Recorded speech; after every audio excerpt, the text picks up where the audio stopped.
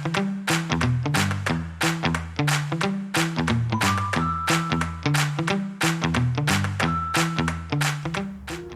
I'm Daddy Shabalala, your host of the Wealth, Wellness, and Wisdom podcast, available here on YouTube as well on all your favorite streaming platforms. So today I'm going to be introducing you to a concept that I've been working on for the past few months. It's called the Wealth Pyramid. This Wealth Pyramid I've been working on with a few people. I've used quite a few resources to put it together, different school of thoughts, but it all comes together and it makes perfect sense. So the reason why I came up with the Wealth Pyramid was because there was a big shortfall or a gap in the market. Most people have products, but they don't know whether they're going to meet their financial goals. So I thought of how best can we set that up in a visual way so that we can see whether we are attaining or going to reach our goals. So this is not a spreadsheet or numbers thing, it's more of a philosophy where I will be introducing the Wealth Pyramid. The pyramid fundamentals come from Maslow's hierarchy of needs. We're going to be using Maslow's hierarchy of needs as a basis to understanding wealth accumulation. So let's go on with it.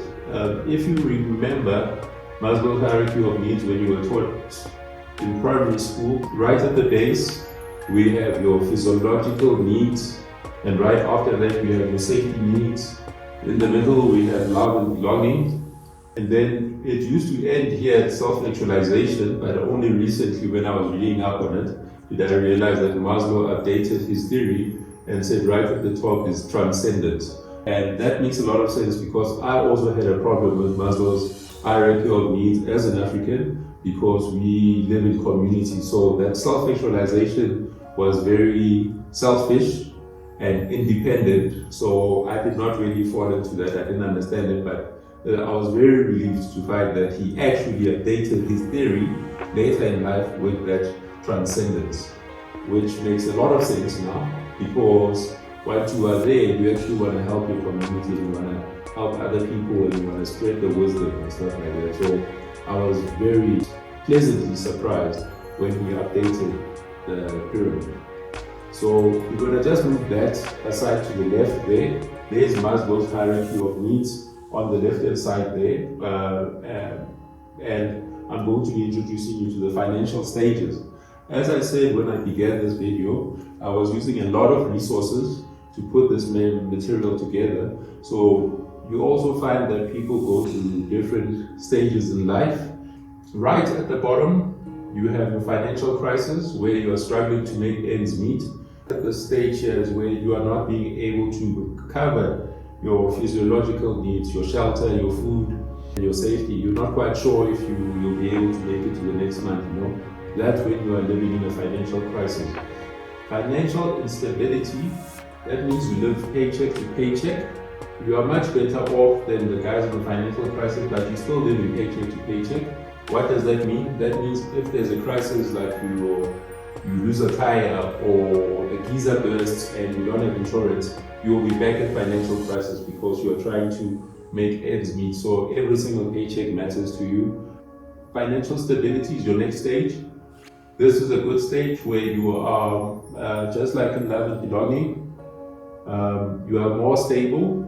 You still rely on your job, but you've got things in place to protect you, and you would be able to survive if you were not to lose your job maybe a month or two.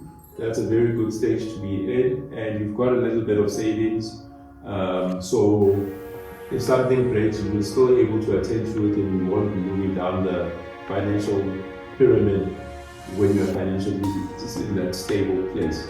The next stage we have is financial independence. This is when you start having assets that generate your income. So unlike the guys in financial stability, the guys in financial independence have assets that generate an income for them. So they're not really reliant on their job. They can still have a job, but it's not something they're really dependent on because they've got assets that give them an income. And right on top Again, they went with the transcendence. That's when you have financial freedom, which everyone wants to have. This is when you have significant amount of wealth, where your focus now is on creating an impact and solving problems, and you're passing down the money that you've accumulated, the wealth, in philanthropic activities. You're focusing on creating an impact and solving problems, where money is no longer an issue for you. So we're going to put that right here on the middle of the pyramid, and we're going to go and introduce you to the financial frameworks now. As I said earlier on, we're going to be using Maslow's hierarchy of needs as a basis to base our understanding of wealth. I've explained now the financial stages that people go through, linking it back to financial stages. So now I'm going to be bringing in tools, frameworks, to help you move up in the pyramid so that you understand when we do financial planning, what does that actually mean. So we're going to start with the base of the triangle, which is people that are living in a financial crisis. So how do we help people that are in a financial crisis? We help people in a financial crisis by offering them financial literacy and budgeting, right? So it doesn't matter how much money you earn, but if you do not have the fundamentals of budgeting and understanding how to allocate the money that you earn, you're going to find yourself in a financial crisis, even if you earn a lot of money. It's not just about budgeting, it's more than about budgeting, because we also here need to teach you the financial literacy, attending the language of money. So here we're talking about cost management, which is controlling your expenses and maximizing your savings, trying to get you to the savings mindset. Financial education, continuously learning about finances, learning the language of money, learning the financial concepts. Liquidity, because you're in a financial crisis, that's a tell sign that we need to teach you how to manage your money as well. So this is something that you can do yourself. Cost benefit analysis, it's about understanding the financial decisions that you make, how those costs affect you. So when you make a purchase, is it a cost that's going to be beneficial to you, or is it going to be a cost that's going to cost you in the long term? So that's very important that you understand when you spend your money, how you spend your money. Mind shift is something that you would need. As I said before, we work with therapists to help people navigate their financial limitations. So that's something you would need to work on, your mindset about money. And lastly, financial literacy. You need to keep educating yourself about money and understanding the language of money and how money actually works. The next stage that we were talking about is risk management. That's the second stage of your financial pyramid. Financial instability, this is when you are living paycheck to paycheck. In this stage of risk management, we are trying to prevent you from moving down into a financial crisis. How we do that is by putting measures in place so that you do not move down the pyramid. So we mitigate your risk here. So one of the most important things here, as I said earlier on, teaching you about financial literacy is number one here is legal. So legal is very important to understand that some of the financial activities that you take part in have legal implications. So you find people that are in a financial crisis that have bad credit scores or are blacklisted. That's a legal ramification of not following through with your required payments. So it's very important that you understand the legal implications of your contract.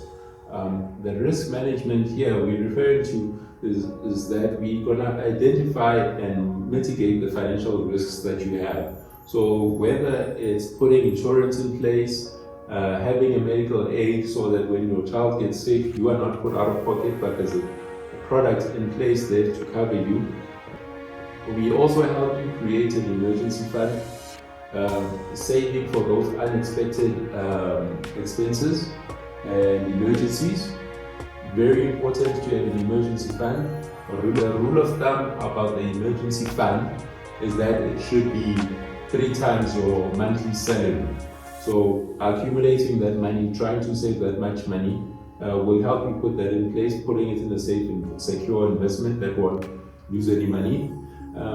We also talk about your asset protection, so if you have assets that you need to protect so that if something happens to you, you don't end up back again in a financial crisis because you've lost your assets. So we help put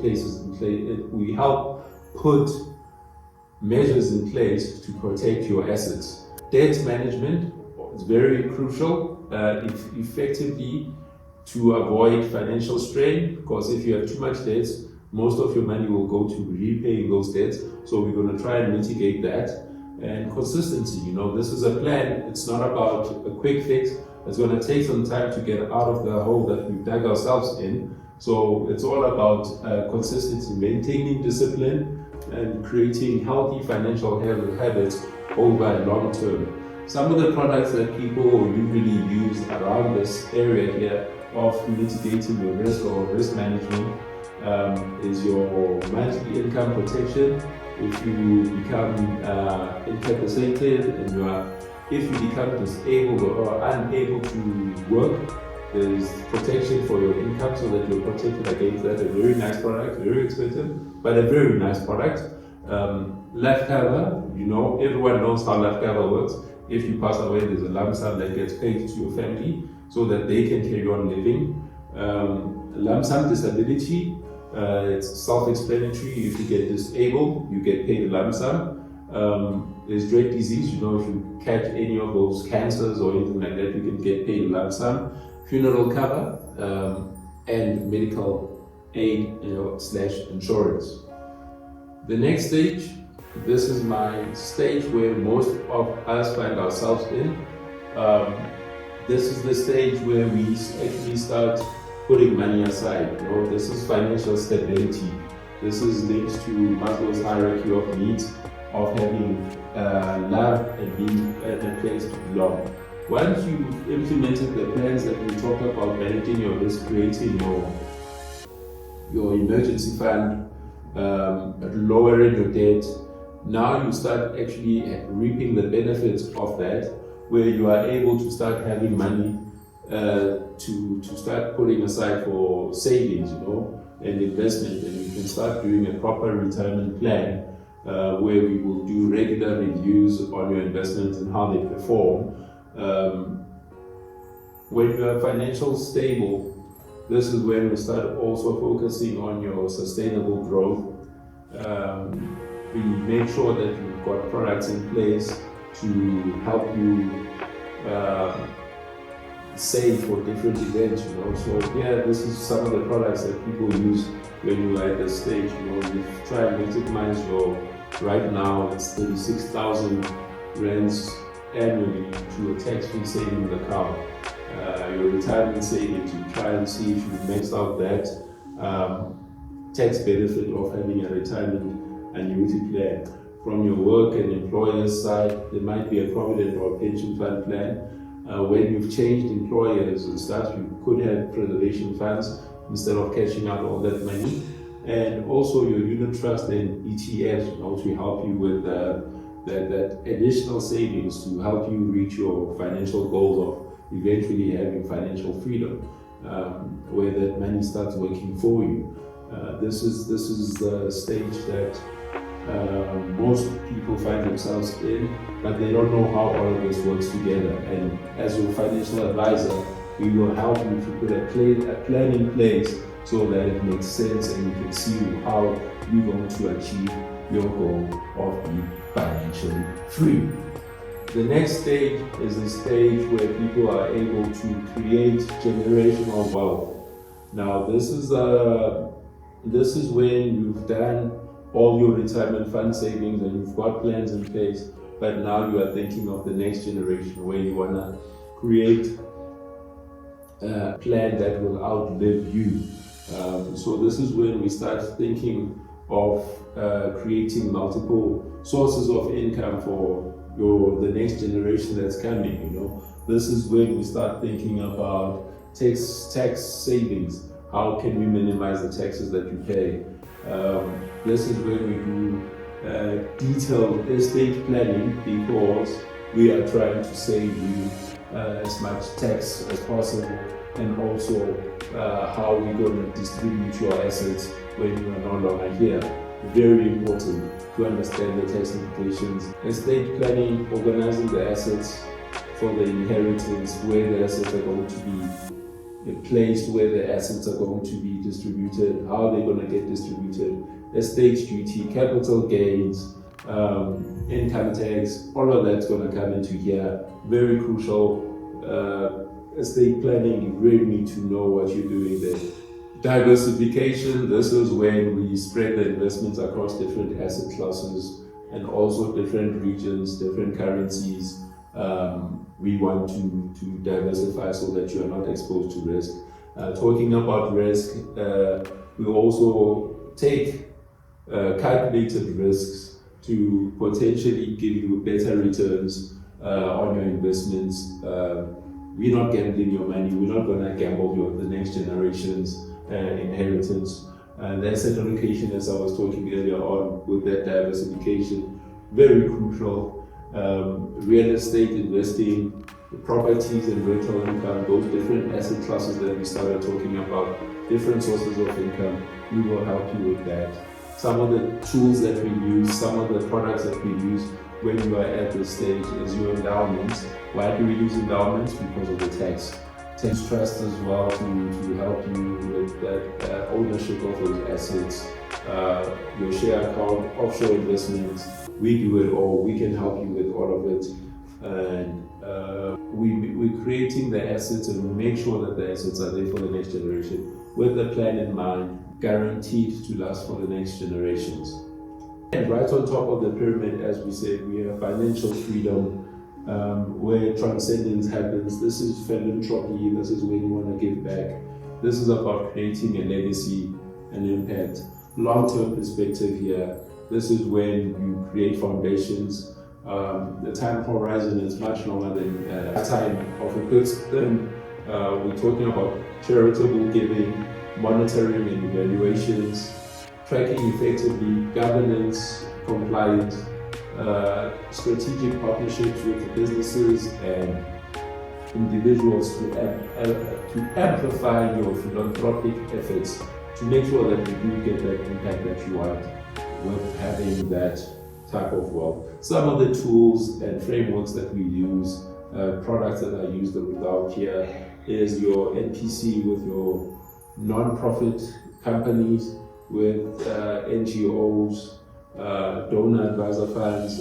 You can create a private foundation, social impact investing, impact entrepreneurship, where you can start businesses to create the impact that you want.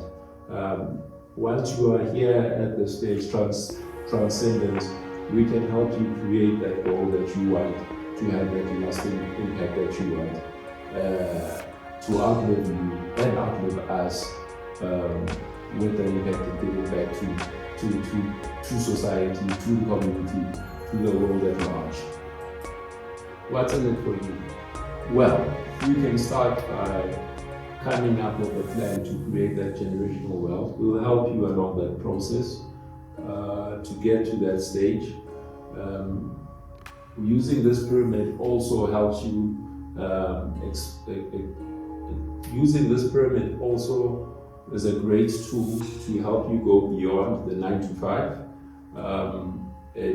When your assets and your investments start actually generating an income for you, this is how you go beyond the 9 to 5, and also giving back on your terms. I mean, once you've achieved a comfortable life, you can decide on what projects you want to be involved in, where you want to contribute, where you want to live an impact, and we can help you get there. That's what's in it for you. We can help you get there. We can help you build your wealth. We can help you go beyond the 9 to 5, and help you give back on your terms by putting the assets in the right places, putting the right plans in places, putting the right tools, using the right framework to get you to the goal that you want to achieve. You can contact us on our website. Our website is danishaulala.co.za. There's different phone ways you can contact us. You can book an appointment via a phone call. You can call our offices, that's their number. You can also book online meetings by yourself if you don't want to call the call center. We also have a WhatsApp chat option. Or you can also contact you by filling out the forms here, and we will give you a call when it's convenient for you. Thank you for giving me your time. I hope the wealth pyramid has shed some light on how people accumulate wealth. It will be my pleasure to help you navigate the wealth pyramid, and if you would like more details, you can contact us for a free consultation. Here are the details. Visit our website, book an appointment, use any of the options that are available to book an appointment, and we look forward to hearing from you. Thank you very much.